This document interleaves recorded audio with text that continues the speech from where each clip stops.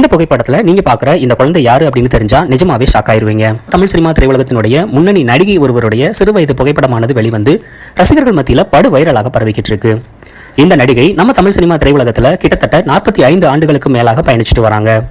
வெள்ளித்திரை மட்டும் இல்லாம சின்னத்திரையிலையும் கால் தடம் பதிச்சு மக்களால் கொண்டாடப்பட்ட ஏராளமான சீரியல்கள்ல நடிச்சிருக்காங்க. அரசியல்லையும் கால் தடம் பதிச்சு தமிழக மக்கள் மத்தியில இவங்களுக்குன்னு ஒரு தனி முத்திரையை பதிச்சிருக்காங்க. இந்த நடிகையை தமிழ் சினிமாவுக்கு அறிமுகம் செஞ்சு வச்சதே இயக்குனர் இமயம் பாரதி ராஜா அவர்கள் தான்.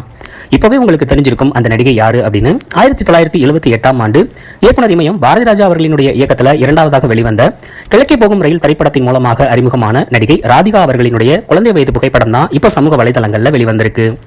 பழம்பெரும் நடிகரான எம்.ஆர். ராதா அவர்களினுடைய மகள் தான் ராதிகா.